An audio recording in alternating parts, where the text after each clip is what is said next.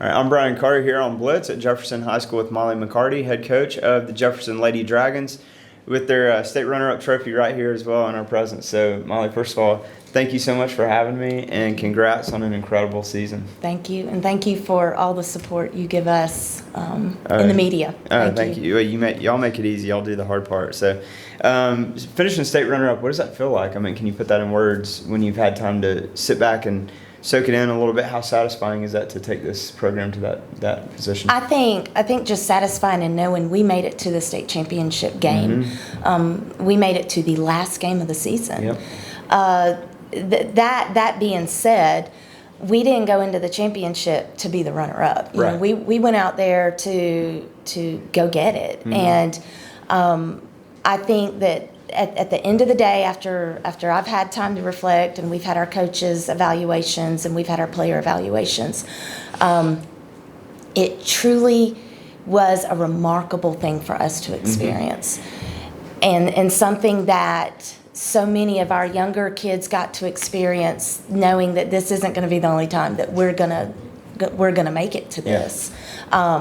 But it just our community rallied behind us. I feel like they were our 12th man through this. The girls just from the start just enveloped everything that we asked them to do, and that's what got us there. And so to be there was exciting, but no disappointment in being that runner-up. No, not at all. And you just used the key words from the start, and that's been your motto throughout. Yeah, from it. I love hearing how those things come to be. So when was that?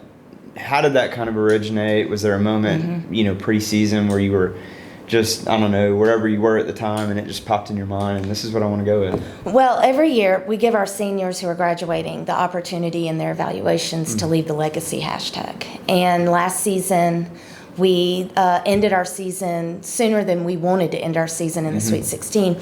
So the senior group that was graduating said, Coach, had we done these certain things from the start, that we felt like might have gotten us a little further. So they came up with a hashtag from the start. Okay. And what we do is once they come up with the hashtag, we kind of create the activities around that and the things that we've got to do. It was easy to do everything from the start because in everything that you do, it's got to have a starting point to have an ending point. Yeah. We did a lot of things like together at the beginning of the season that we haven't been able to do the past 2 years, like go on a trip together. We really focused in on fitness from the start, and I feel like the fitness is truly what got us to the end. Every training was like, this is the start of training, and we're going to have an ending to this training, and then by the end, this is what we're going to see. Yep. So having clear, concise goals throughout truly is what made that commitment towards the end. So that's kind of how from the start came up. Yeah. And the senior group this year has already created what our next hashtag is going to be. So cool! Can't wait to see that. That kind of gets it. Yeah, so. That's awesome. Yeah. And so talking about from the start, it was early in the season where this team went nearly 10 matches without being beat, which is just a great stretch of play. Right. Was there a point within there, either at the beginning of that, in the middle of it, near the end of it, where you just knew, like, okay, this team has the potential to really do something special? I think that when we did our scheduling for this year, knowing what type of players we were going to have and the senior leadership, we wanted to make sure that we had games from the start of the season that were really going to test us and show us our weakness. At the beginning of the season, it's not about the wins and the losses. It's about finding you as your team. And we started off with Mill Creek in our scrimmage. They ended up playing in the state championship game for 7A. We then played Loganville, and Loganville, I think, was second for their region. I think they were up until the final game against Jackson County. They made it to the Elite Eight. So we had certain games throughout the season that tested us because we knew that there were going to be teams where we were going to be the better team and we were going to be able to play the bench and we were going to be able to beat them, 7, 8, 9, 10 to nothing. Our purpose in scheduling our non-region was not to have those 10-0 games. We wanted games that were possibly going to be a loss so that we could experience that. Probably keep your starters in most of the games. Absolutely. Right? Yeah. And so when we played Peachtree Ridge, That's the 7A team. We had opportunities to win the game. I think after that is when we really started realizing, okay, wait a minute, we've got something really good right now. And this is what's going to happen if we do these certain things. So after the North Oconee loss, that was the eye-opener that, wait a minute, okay, now that we're the 2 seed, we know our direction going into playoffs. And so we kind of developed what I call the last stage of the game, the stage 4 type deal where it was going to be playoffs and this is what we're going to do. It was very concise and we were very headstrong and steadfast in knowing that if these were the things we did, we're going to make it to that championship game, and we did. And one thing y'all did very well was offensively, just putting pressure on other teams. Over 100 goals scored, I think 108 on the season. Yes. 33 of those by Abby, 21 for Ella. So you had obviously your 1 and 2 and scoring there. But what's it like as a coach to have multiple people who can step up at any given time and lead the offense? One thing you've got to have in a successful program is depth. It's not necessarily the number, but it's the quality of your number. And we have quality and we've got number. So you got to kind of blend that together, because at the beginning of the season, you've got all these girls coming from different clubs. And some that may not play club at all, but most girls have been in the weight room. So we know what our baseline is before we even start. Once we know that and once we can kind of start blending that together, it really does form itself. But it's not just me that's doing it, it's them. And when we have 14 different goal scorers out of that 108, and we've got 13 different assist players in that, I forgot how many assist goals we had. But that is the beauty of high school soccer right there. It's not about just the one player with us. It's about the team. And if 14 different people can score, we're going to be successful in the long run, Because it's like pick your poison if you're the opposing team. Absolutely. And it also gives confidence. In our 8th graders coming up that are about to be 9th graders, we've got quality and numbers in that group. So it's just inviting to know that our community has really rallied to this, but our parents and our players buy into this, and that's key. That's absolute. And on the flip side, your defense has been stingy, very, very rarely giving up anything. So that takes the pressure off the offense, takes a lot of pressure off you as well to rely on one area of your game. But this is, I guess, an opportunity. Who are those players that you feel really stood out that maybe didn't show up in the box score as much? Maybe don't get noticed as much in the media or whatever, but we're staples on that defensive side of the ball. Well, we had a pretty consistent back 3 of Mackenzie to Lainey McCarty and Macy McGinnis. Those were our back 3. Those were our most consistent players. And we had some holding mids, Bella Jube, Maggie Hopcraft, Carter played some holding mid that kind of formed that defensive unit. Those 108 goals could not have started without our defense possessing it up and pushing that line up. Our goalkeepers, Ella Sellers, freshman season, had some amazing saves in that state game. She had some great saves just along the path. But we have a backup, Zoe Short, who really invited her role into our system just better than any other backup keeper that we've had along the path of this. She works hard. Those two together really challenged themselves throughout the season. That God forbid one of our players go down, we had somebody come up. And unfortunately in our Elite 8 game, we had that. One of the back 3 did go down and she was not able to come back.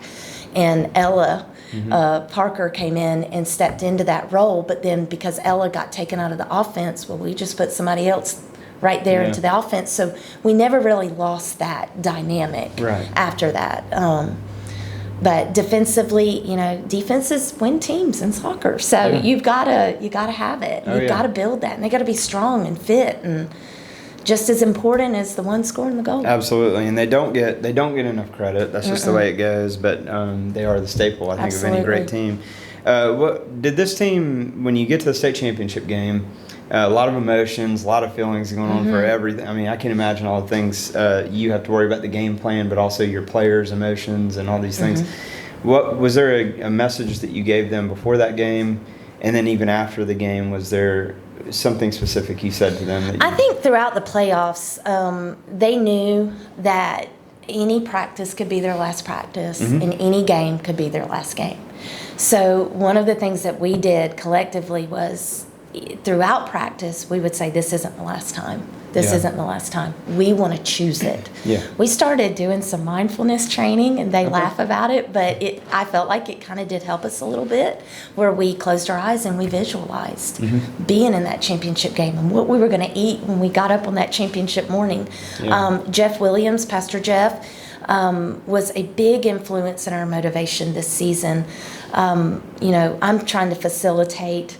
Sometimes I can't be that motivational person. So we brought Jeff in, thanks to Ella, and he helped us throughout that playoff run of saying, this is you. You deserve to be in this game. Yeah. That really propelled us. Yeah. And once we beat Columbus, that was like game on. Yeah. We're playing in that championship. When we played Northwest last year, we left unfinished business on that field. So we kind of propelled that Final Four game into saying, go finish your business. Yeah. Like, this is it. Yeah. And I feel like they did that. We marked that off. And then we go to the championship game, and knowing that Marist has won 10 state championships, and we held them to 100 minutes of play. Unreal. Yeah. And, 3 seconds of a goal determined that. But we fought. We gave it all we had.